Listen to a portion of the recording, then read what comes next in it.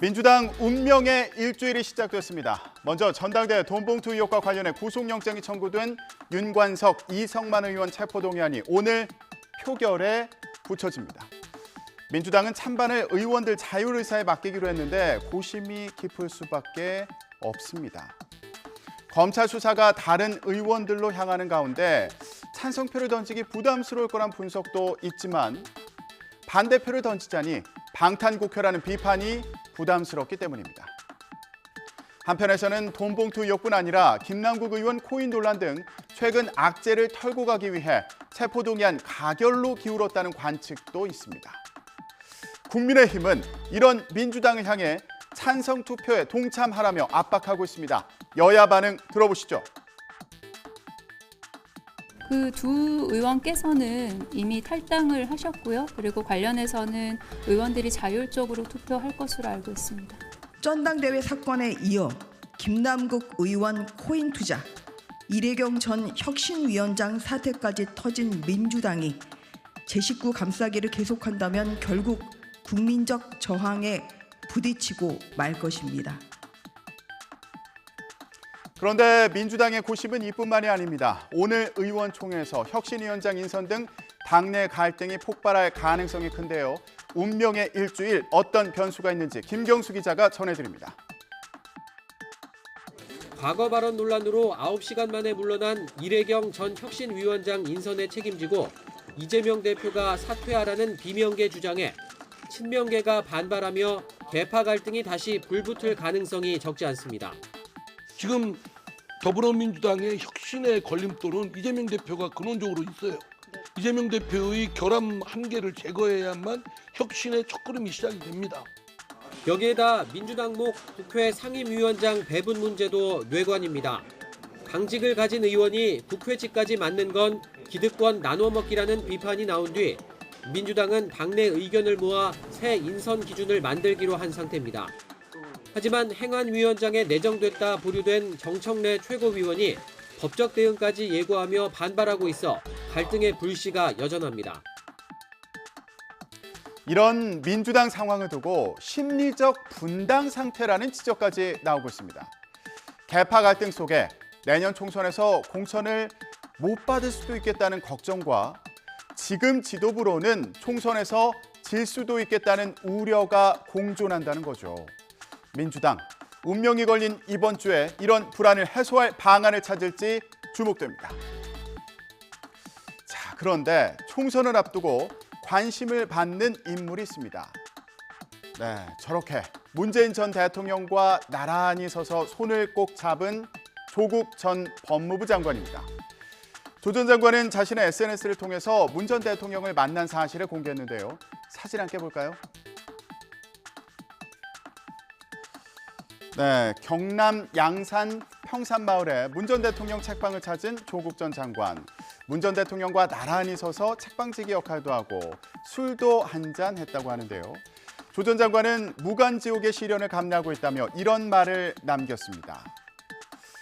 문재인 정부의 모든 것이 부정되는 퇴행의 시간 속에서 무엇을 해야 하는지 고민하고 있다.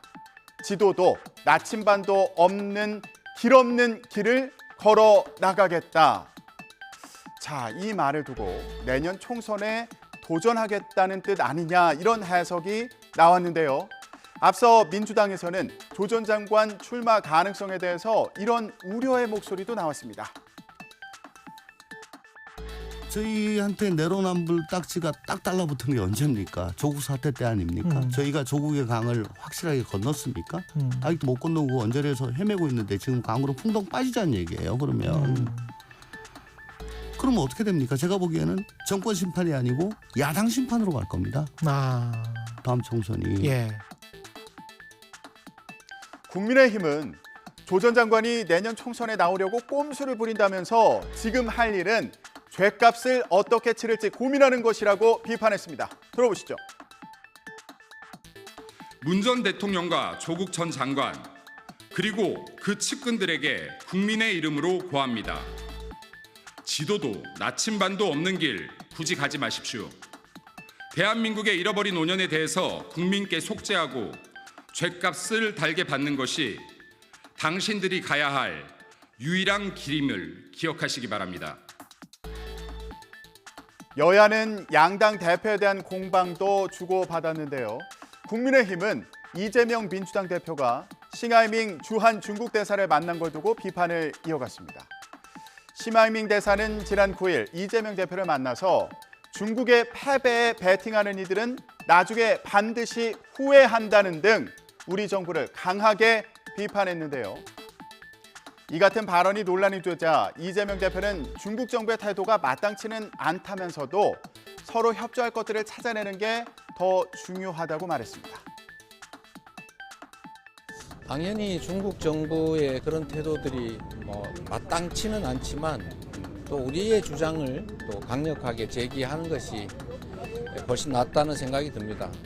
싸우러 간 것은 아니고 관계를 개선하고 대한민국 국익을 좀 더 지켜내기 위해서 공동 협조할 방향들을 찾아내는 것이 더 중요한 일이 아니겠습니까?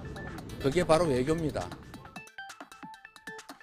국민의힘은 이재명 대표가 중국 대사의 고압적인 하대에 입도 뻥끗 못하고 저자세로 일관했다면서 역대급 외교 참사다. 문재인 전 대통령의 굴욕적인 사대주의 DNA를 물려받았다고 비판을 이어갔습니다. 중국이 이토록 우리를 우습게 보며 무시하는 것은 결국 싱하이밍 대사의 도넘은 결례에 한 목소리로 대응해도 모자랄 판에 중국 공산당인 것처럼 편을 들고 나선 민주당 덕분입니다. 또다시 우리 정부가 자초했다며 중국 공산당을 자처할 것입니까? 이런 가운데 민주당은 김기현 국민의힘 대표 아들이 가상자산 관련 업체에 종사한다는 보도와 관련해서 김기현 대표가 답할 차례다라면서 공세에 나섰습니다. 김 대표가 원내대표 시절 교섭단체 대표연설에서 가상자산 과세 유예를 촉구했다며 김 대표와 가상자산 업계와의 커넥션은 물론 코인 보유를 의심할 수밖에 없다는 겁니다. 그러나 김기현 대표는 이 발언을 할 때는 아들이 그 회사에 재직하지도 않았는데 자신이 그 회사와 무슨 상관이 있다는 거냐면서 자신의 아들은 회사 주식을 한 주도 갖지 않은 채 봉급받고 일하는 회사원일 뿐이라고 강조했습니다. 그러면서 제 아들은 누구 아들처럼 도박을 하지 않는다. 성매매 의혹에 연루된 적도 없다며 이재명 대표 아들 논란을 겨냥했습니다. 민주당은 동문서답이라면서 가족의 가상자산 보유 현황을 공개하라고 촉구했습니다.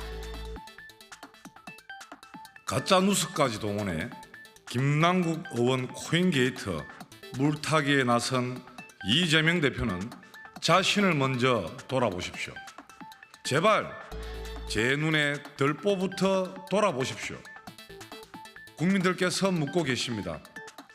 그래서 이재명 대표의 배우자 김혜경 씨의 공금 유용 사건과 갑질 사건, 그리고 아들의 성매매, 상습 도박 의혹은 어떻게 진행되고 있습니까?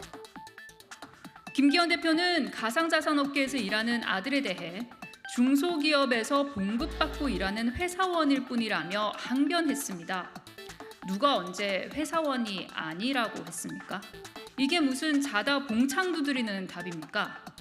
핵심은 김기현 대표와 아들이 가상자산을 보유했는지, 지금도 보유하고 있는지 여부입니다. 또한 김기현 대표가 가상자산 업계와 연관이 되어 있냐는 것입니다. 국회에서는 차기 방송통신위원장 물망에 오른 이동관 대통령실 대외협력특보 아들의 학교폭력 의혹도 쟁점인데요. 이 특보 아들에게 학교폭력을 당했다고 지목된 당사자가 과장, 왜곡된 부분이 많다면서 자신은 학폭 피해자도 아니고 이 특보 아들과는 이미 화해했다면서 입장문을 내놨습니다. 무슨 내용일까요? 자세한 내용은 조은지 기자가 전해드립니다. 책상에 머리를 300번 부딪히게 했다. 침대에 손톱을 뿌렸다. 이동관 대통령실 대외협력특보 아들에게 당했던 일을 지난 2012년 이른바 진술서 형태로 썼던 A씨가 자신은 학폭 피해자가 아니라고 밝혔습니다. 언론에 이천자 분량의 입장문을 보내 학폭 피해자로 낙인 찍혀 큰 스트레스다. 10년 전 일로 더는 힘들지 않도록 도와달라고 호소했습니다.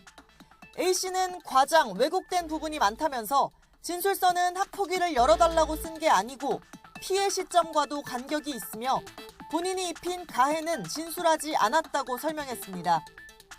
일부 선생님이 처벌을 강하게 요청해 친구인 이특보 아들이 전학 가게 됐다면서 둘은 올해 4월에도 만나는 등 지금까지도 잘 지내고 있다고 강조했습니다. 민주당은 A씨 입장은 존중하지만 당시 피해자가 최소 4명이었고 또 폭력은 2년에 걸쳐서 이루어졌다며 이특보를 향해 특보 자리에서도 당장 내려오라고 촉구했습니다. 국민의힘은 학폭은 근절해야 할 사회 문제라면서도 민주당이 이를 정략적으로 악용한다는 뜻을 내비쳤습니다. 대통령실은 여론 추이를 보면서 이동관 특보를 차기 방송통신위원장 후보로 지명할 시기를 보고 있는데요. 여야 입장 들어보시죠.